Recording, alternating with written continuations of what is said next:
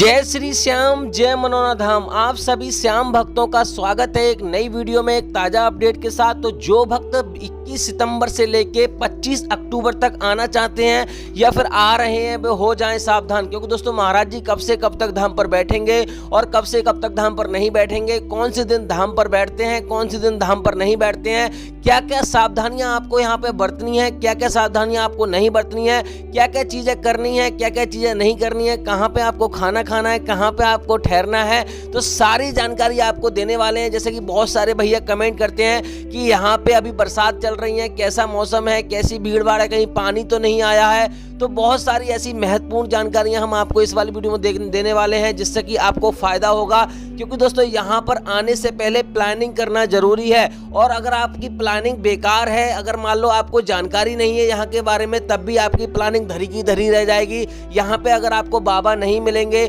यहाँ पे आपको दर्शन नहीं होंगे, तो आपकी जो अर्जी है वो भी स्वीकार नहीं होगी। और आपको कैसे अर्जी लगानी है वो भी आपको मैं इस वाली वीडियो में आपको बताने वाला हूँ, क्योंकि दोस्तों यहाँ पर लोगों की मनोकामना 100% पूरी होती है अगर जो अच्छे सच्चे मन से अर्जी लगाता है, ठीक प्रकार से नियमों का पालन करता है, उसकी मनोकामना जरूर पूरी होती है। क्योंकि दोस्तों आप अलग अलग राज्यों से, अलग अलग शहरों से, दूर दूर से आप आते हो और यहाँ पर मान लो इतनी दूर से आने के बाद में अगर आपको कोई फायदा ना हो, आपका पैसा बर्बाद जाए, आपका समय बर्बाद जाए, आपको दिक्कत हो, आप अपने मरीज के साथ आते हो, अपने बुजुर्गों के साथ आते हो, बच्चों के साथ आते हो, तो यहाँ पर अगर कोई फायदा ना हो तो तब भी कोई फायदा नहीं है। तो आपको सारी जानकारियां यहाँ पे प्राप्त करके ही यहाँ पे आपको आना है। तो इसके लिए आपको करना क्या होगा, वीडियो को शुरू से लेके एंड तक देख लेना है, काट काट के नहीं देखना है। अगर आप वीडियो बीच में छोड़ के जाओगे, काट काट के देखोगे तो आपको अधूरी जानकारी मिलेगी, फिर मत कहना भैया बताया नहीं। तो चलिए दोस्तों वीडियो को शुरू करते हैं। सबसे पहले तो आपको हम बता दें मनोना धाम पड़ता कहाँ है। सबसे पहला कमेंट यही आता है लोगों का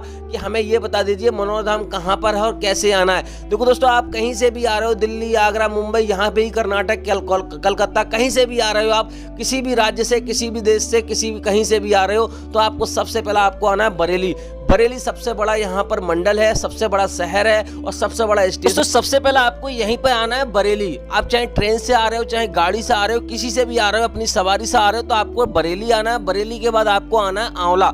आंवला एक छोटा सा स्टेशन है, आपको वहां से 20 रुपए का किराया लगेगा। आपको 20 रुपए में ट्रेन यहाँ पे लाके रख देगी। और दोस्तों यहाँ पे आंवला आने के बाद आपको सीधा आपको मनोना धाम आ जाना है। मनोना धाम एक गांव का नाम है। आपको ऑटो, ई रिक्शा वगैरह आपको मिल जाएंगे, वहां से किसी से भी आप मालूम कर लोगे तो मनोना धाम पहुंच जाओगे।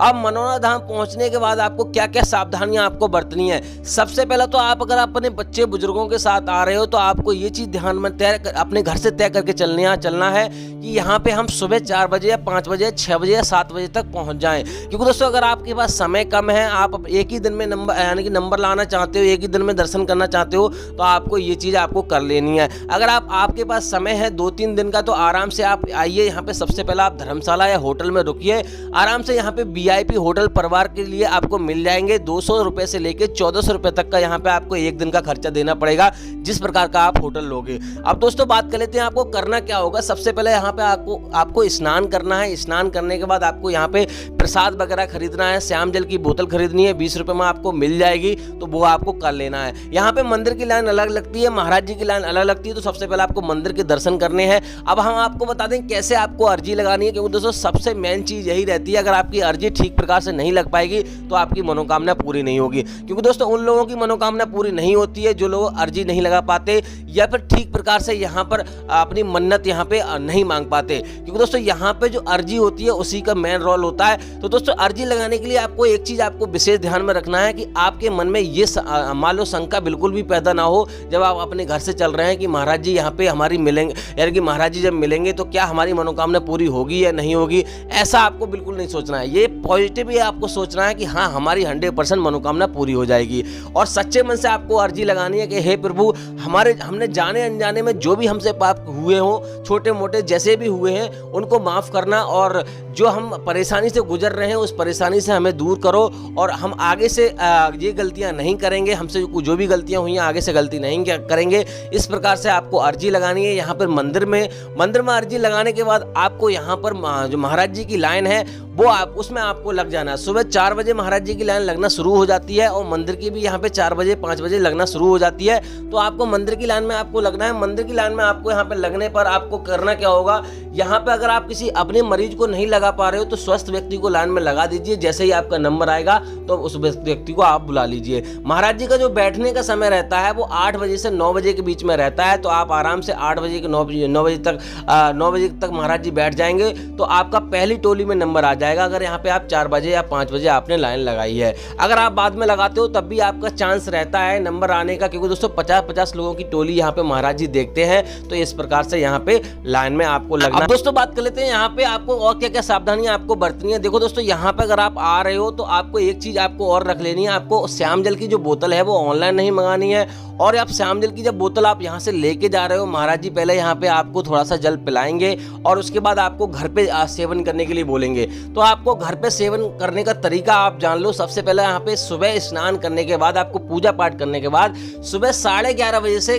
11:30 बजे तक आपको सेवन कर लेना है, श्याम जल का सेवन कर लेना है। उसके बाद आपको नहीं करना है। ये चीज आपको ध्यान में रखनी है। आप दोस्तों बात कर लेते हैं आपको और क्या क्या सावधानियां आपको बरतनी है। आपको मीट मछली नहीं खानी है, प्याज नहीं खाना है, ये चीजें आपको छोड़ देनी है और बस यही सोचना है कि हमारी मनोकामना पूरी हो जाए। और यहाँ पर अगर एक बार में आपकी अर्जी स्वीकार नहीं हो पा रही है तो आपको लगभग 2-3 बार आना चाहिए और यहाँ पे आपकी अर्जी जरूर स्वीकार हो जाएगी, अगर यहाँ पे आप सच्चे मन से अर्जी लगाओगे।